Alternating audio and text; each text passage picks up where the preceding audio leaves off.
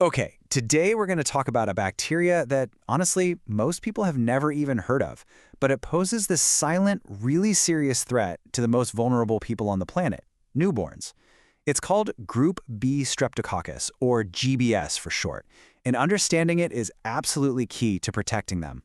400,000. I mean, just let that number sink in for a second.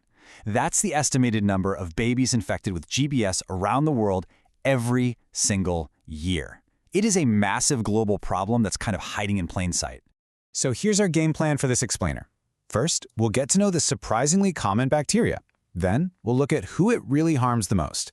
We'll dive into our current strategy for fighting it, find out why it's just not cutting it, and finally, look at the incredible hope on the horizon, a vaccine. All right, so let's start at square one. What exactly is this stuff?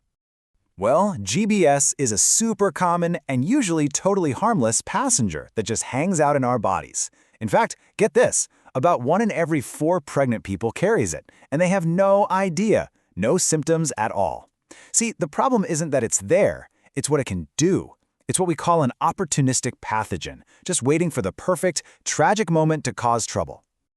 So, how does this sneaky bacteria get away with it? Well, it's wrapped in this special sugar coating, a polysaccharide capsule, that basically works like a biological invisibility cloak. Seriously, this little shield helps it hide from our immune system, letting it slip past our defenses to cause some really devastating infections. Which brings us to a really important question. If it's so common, who does it actually make sick? Because the burden of this disease is not spread out equally, not even close. And wow, this chart right here just says it all. Look at that disparity.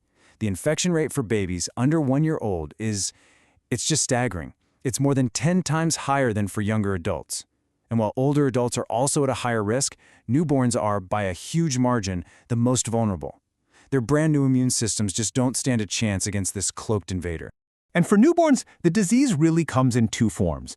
There's early onset GBS, which hits in the very first week of life. It's passed from the mother during birth and can quickly lead to things like sepsis or pneumonia. Then there's late onset disease. This one shows up a little later, from about 1 week to 3 months old. And terrifyingly, this version carries a really high risk of meningitis, a dangerous infection of the brain and spinal cord. Okay, so how do we protect these babies? Well, for the last 30 years or so, our main weapon has been antibiotics.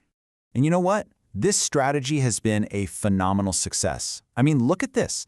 After health organizations like the CDC rolled out screening guidelines back in the 90s and early 2000s, the rate of early onset GBS just plummeted.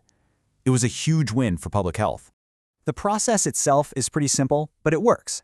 First, every pregnant person gets screened for GBS late in pregnancy. Then, step 2. If the test comes back positive, they get IV antibiotics while they're in labor. The antibiotics knock out the bacteria at that critical moment, stopping it from being passed to the baby during birth.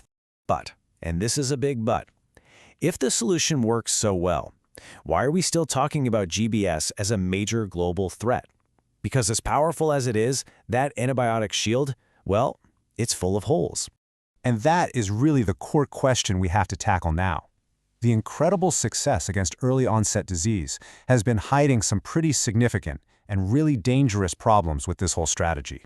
So here's where the cracks in our defense start to show. For one, those antibiotics given during labor, they do nothing to stop that dangerous late-onset disease. They also don't prevent GBS-related stillbirths. And here's the really wild part. They fail to stop the roughly 40% of early-onset cases that happen in babies born to mothers who actually tested negative. And on top of all of that, a strategy that requires universal screening and IV antibiotics just isn't practical in many low- and middle-income countries, which is often where the GBS burden is the highest. And there's another major consequence.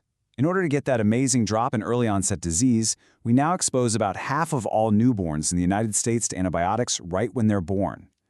This is raising some really serious questions about what that does to the infant gut microbiome. You know, that complex community of bacteria that's so crucial for our health throughout our entire lives.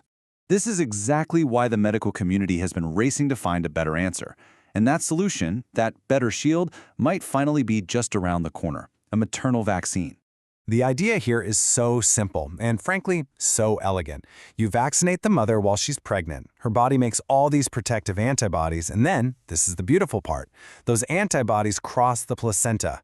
It's like a direct gift of immunity, passed right to her baby, protecting that newborn from the second it's born and for months afterwards.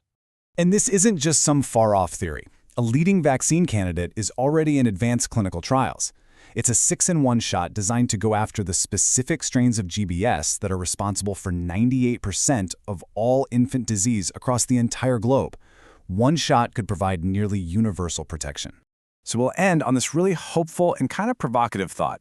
We've journeyed from a hidden threat to a powerful but flawed solution to the very real possibility of a true global shield.